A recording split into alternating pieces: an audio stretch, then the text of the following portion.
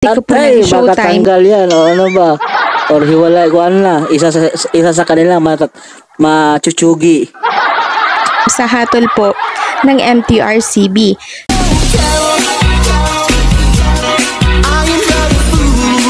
Only for you, darling, I love you. Yo, what's up YouTube? Ayun, magandang gabi po sa inyo dyan. Ayan. Kumusta po kayo? Yung mga OFW natin, kumusta? Sana nasa mabuting kalagayan po kayo. Ayun.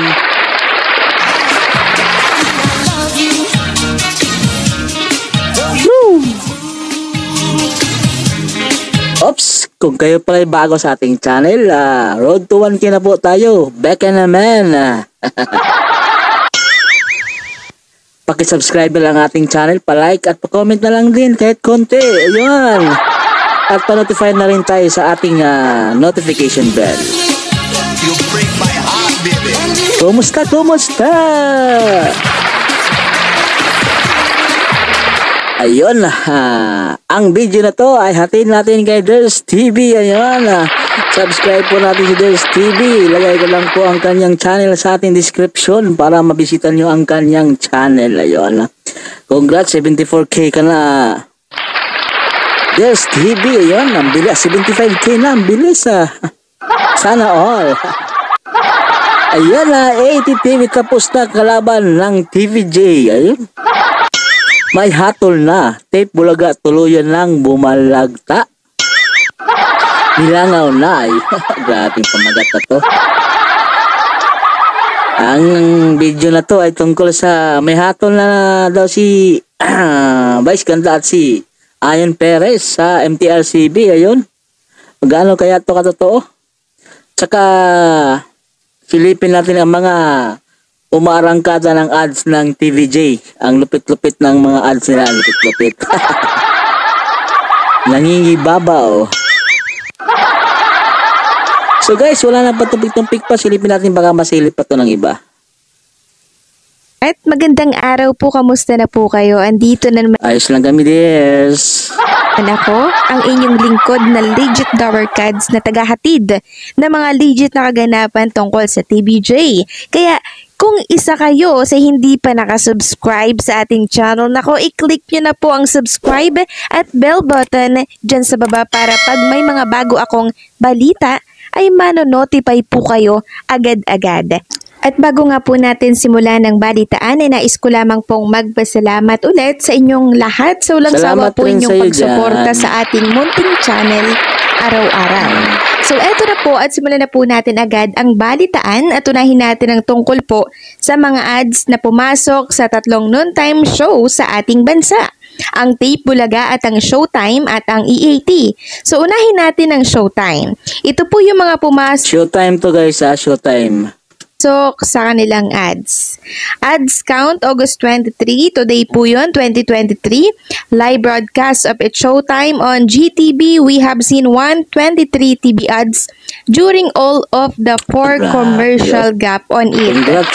So Gap 1, meron po silang 33 TV ads. Gap 2, 30 TV ads. Congrats, Gap 3, Showtime. 42 TV ads. And Gap 4, 18 TV ads. So kung mapapansin nyo po, mataas ang Mataas sila sa Gap 3, oh. Galing. Congrats din sa inyo, Showtime. ads na pumasok sa kanila. Hindi ibig sabihin nun, talo po nila ang EAT. So ganito po kasi yun. Silipin natin yan, Umaabot po ng Gap 4 ang Showtime, ang EAT hanggang Gap 3 lang po. Mas mababa din po ang oras ng, mas mahaba din po yung oras ng It's Showtime kumpara po sa EAT na 2:30 pa lang tapos na po sila.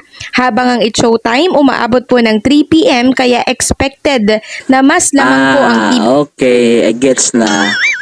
Lumamang sila ng ads dahil mahaba yung oras nila sa nung time show umaabot ng 3 PM kaya yun, umaabot ng 40 ads yung kuha nila Gap 3. ads nila kumpara po sa EAT show. Habang ang ads count naman po ng Tape Bulaga ay narito, basahin po Tape natin. Bulaga. Ads count Tape Bulaga to, August 23, 2023 live broadcast of Isko led Ay, meron ba pala silang ads? GAP 1, 21? GAP 2, 21 rin? Mababa lang konti yung GAP 3, 19 TV ads. Meron ba pala to? Kala ko wala na tong ads. to Itbulaga on GMA. We have seen 61 TV ads during all of the 3 commercial GAP on it. So GAP 1, 21 TV ads. GAP 2, 21 TV ads. Consistent. GAP 3, 19 TV ads. Medyo bumaba ng 2, no? So 61 at TV ads lang po ang pumasok sa kanila. 51. So may kababaan po talaga. 51 yan sa 8 Bulaga. 8 Bulaga. 8 Bulaga ng GMA. Kakulputan sila sa ads pagdating sa 3 noontime show. Hindi po sila Hindi gaano pa rin pala sila nawawalan, no? Siguro, grabe ng sikap na ni Juan, nung may-ari niyan, kaya Losos. Hanap ng sponsor, ano ba, ay, baka siguro naman, maraming connection din yan eh. Kaya nalalagyan ng ads. pinapanood ng mga tao kaya hindi siksik yung mga ads na pumapasok po sa kanila. Yan kasi yung bumubuhay sa isang show. Yung Sahod ng Guan, ng mga artista. Tama ba? Yung mga kikitain dyan. ads na pumapasok sa isang programa. Kaya pag yan po ang nawala, masamang pangitain po yan. Meaning, hindi na po kumikita at nagre-rate ang isang show pag ganon. Kaya maswerte na po ang Tape Bulaga kasi kahit papaano may pumapasok po sa kanilang ads kahit hindi po ganoon kadami. Samantalang eto naman po yung ads ng E80 show. 80 po yung kasunod natin, 80. Po kanina, ito po yung mga pumasok na ads sa kanila. Ads count, August 23, 2023 live. Di rin na magpapahuli. Ayun, congrats. Di rin magpapahuli yung GAP. Laki-laki rin. No? GAP 1, 30. Yung sa Tape Bulaga, 19 lang yun eh. Yung sa GAP 1 na GAP 2, 21 ata yun. Ito, medyo mababa. 20 TV ads. Sa GAP 3, malaki sila sa GAP 3. Broadcast o P80. So live na pala sila ngayong araw. TVJ led on TV5. We have seen 80 TV ads during all of the 3 commercial GAP on it. So GAP 1, 30 TV ads. GAP 2, 20 TV ads. GAP 3, 30 TV ads. So total of 80 TV ads ang pumasok po sa E80. So hindi na po masama. Normal. Okay na yan. Mas maganda na yan. Kaysa dun sa isa. Nilang TV ads ito pag weekday. Pero pag weekend, mas marami po yung ads na pumapasok. So marami po kasi yung mga nakapahinga sa trabaho po nila, kaya marami po yung nanonood. Kaya dyan tayo medyo... Pahinga? Ano, holiday ba ngayon? Hindi ako siguro. Ay, yung iba, nakapagpahinga or natamad lang manood. bumabawi pag Friday, Sabado, ganyan, tas pag holiday. So at least hindi mababa katulad ng iba dyan na kahit Pero weekend. mas malakas talaga yung 80. Hindi na yung tungkuan, hindi na mababago yan. Ma-ratings, ma-ads. Wala. Tapos ngayon sa Sabado may mga pasabog sila. Yung Tape Bulaga may pasabog rin sila. May malaking okasyon ata. At sa A80 meron din kasi birthday ata ni Tito Soto. May mga big event din sila, mga pasabog. Paligsahan na naman to ngayong Sabado. Titignan natin kung sinong mas malakas ng ads, ratings ngayong Saturday. Tingnan natin yan. Mababa pa din po yung pumapasok na TV ads maging yung ratings po nila. Samantalang ang E80 show ng TVJ, consistent po sa... lagi yan. Consistent yan, Ders. Tuloy-tuloy. Top 1. Samantalang pag-usapan naman natin ang tungkol po sa hatol ng MTRCB sa kalabang show ng TVJ. Walang iba... Yun, hinatulan na rin. Para ding kaso, hatulan na, makulong ba o ano ba? Anong klaseng hatol yan? Buti nga, ang tagal-tagal na nga, buti nga nahatulan na, katagal-tagal nag-antay ng mga tao na anong pasya ng MTRCB niyan. At sa wakas, nahatulan na rin. Ano kayang hatol na to? Kundi po ang It's Showtime. Mabigat ba to? Ang ads. Yun, sa kaante-ante na, nahatulan na rin ang dalawa. Ayun, Landi pa more. Ang kapeng-kapeng sarap at aroma ng Nescafe Original. Ang pangit yung tingnan eh. So matatandaan natin itong nakaraan na may na-violate po si Vice at Ayon sa MTRCB Dila during pa live more. ng Showtime dahil sa malaswang Ang lupit talaga ni Rendon, no? Wala namang masama na magbaklaan kayo. subo ng icing sa harap ng mga bata. Silang dalawa po ni Ayon. So eto na po at may hatol na po pala ang MTRCB at matapos nga pong ito po ay matapos ilabas ng isang page na may resulta na or may hatol na po ang nagawa ni Vice at Ayon sa live show ng It's Anong hatol na Showtime. to? At ngayon lang po ito nagkaroon ng hatol matapos ng mahaba-haba at masusing pag-aaral. So ayon po sa post ng isang page na ito, so legit po ang inilabas ng May page na ito, no? At verdict na. madalas po talaga nauuna po silang mag-post.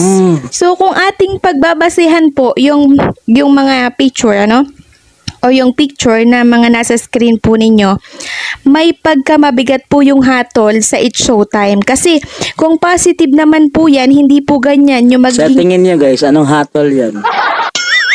caption niya. Broken heart. Kaya magugulantang yung mga panatiko po ng Baka Showtime. tanggal yan, o ano ba? Or hiwalay ko ano na, isa sa kanila machuchugi.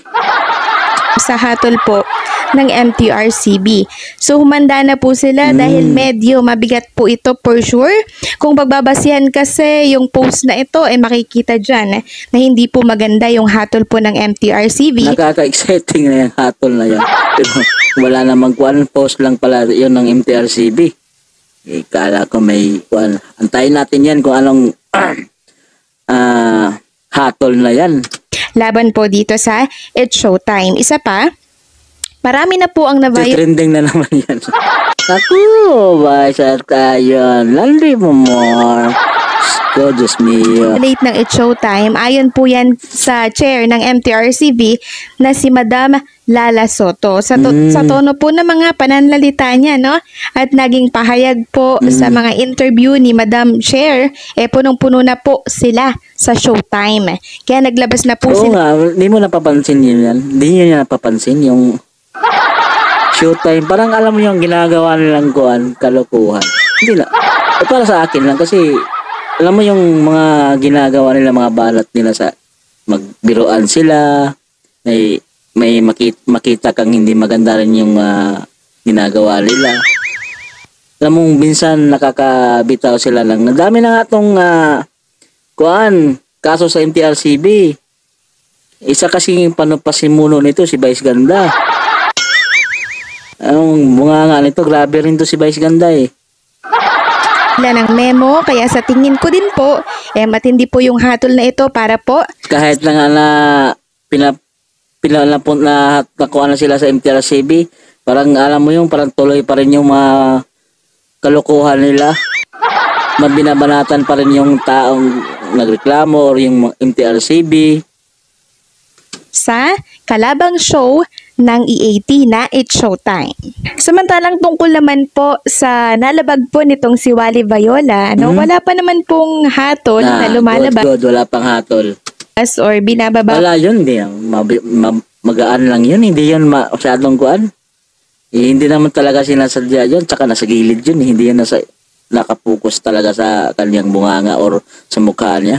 Po itong MTRCB. Accidental So, yun eh. pinag-aaralan pa po ito maigi bago Hindi na kailangan pag-aralan yan eh. po sila maglabas kung ano po yung nararapat na disciplinary action dito sa mga nalabag po nila. Samantalang yung kay Isko at Buboy naman po, yung nangyari lang kahapon, hindi pa po ito nakakarating sa MTRCB kung ano po Ang yung pagkakaalam natin hindi naman sila nagmura. Yung nanalo ng yung contestant na nanalo, napamura si Rosa Saya. Yan, parang mahirap tong lagyan ng kaso. Kasi contestant. kanilang hatol sa naging pangyayari po kahapon dyan po sa G sa Gedli na kung saan isang winner po yung nagsalita po ng bad word. So nagmura po siya at instead po na itama po ito ni Isko at ni Buboy since nasa live po sila at sila po yung responsable dito sa show na ito, hindi po nila yun ginawa. Hindi po nila tinama. Bagkus tinawanan lang po nila Yung ginawang kalokohan. Pag sabi ni ate siguro ng kuan, tapos sinabayan nila ng kuan, ng biro na sagot. Sinabi pa naman na, bawal ang bad words. ito. At sinabi pa nga po ni Isko na gusto ko yan. Gusto niya daw yung salitang yun. So ano maganda sa salitang yun? 'Di ba? Sa halip na itama po sila, pinagtawanan pa nga naman sila nitong si Isko at ni Buboy. So kung tutuusin, dapat itama po nila yan kasi nasa live show po sila. Marami po yung nakakapanood, lalo na po yung mga bata dyan, yung mga Gen Z, yung mga kabataan dyan. Kung ano pa naman yung napupulot nung iba dyan, ginagaya po nila. 'Di ba? So, dapat tayong mga nasa ganitong live show, yung unang nagiging... Hindi dapat yun eh. Kasi, ayan halimbawa, magsabi ng hindi maganda yung contestant, pagsabihan nila, di ba? Pakita nila na maganda yung, pakita nila sa live o sa broadcast yan na maganda yung ginawa nila sa isang contestant na nagmura, di ba? Hindi, tama ba ako? Mali. Di ba? Imbis na hindi, sa halip na pagsabihan, tinatawanan, ginawang joke yung pagsabi ni ate ng bad words or pagmura daw. Dapat itama nila. At least may makita yung netizen sa kanila, yung nanood sa kanila na maganda yung ginawa nila, di ba? Napuri sila, di ba? Wala, ginawa lang kakatawanan eh. Wala. Tawanan natin kung anong kahangtungan nito. Huwaran ng kung ano po yung tama, yun yung ipakita po natin sa mga televiewers. So ano po ang masasabi ninyo sa update na ito? Ayan guys, isa na namang natapos nating reaction video. Ayan. Kung kayo pala ay bago sa ating channel, huwag kalimutan i-subscribe ang ating channel. Road to 1K na po tayo guys. Baka naman, pa-click na rin sa ating notification bell para ma-update kayo sa ating mga latest na ina-upload. There's TV tayo guys ha. Lagay ko lang sa description. Courtesy po tayo sa kanyang video at pabisita na lang kung may time kayo. Ayan. Ayan. Isa na namang chismis ang nasagap natin. Hindi chismis na to. Galing kay There's TV, isang malupit na content creator or a reaction or ano ba. So guys, hanggang dito na lang po. God bless po sa inyo. Ingat kayo. Keep safe kung saan man kayo lagi naroon. Bye bye.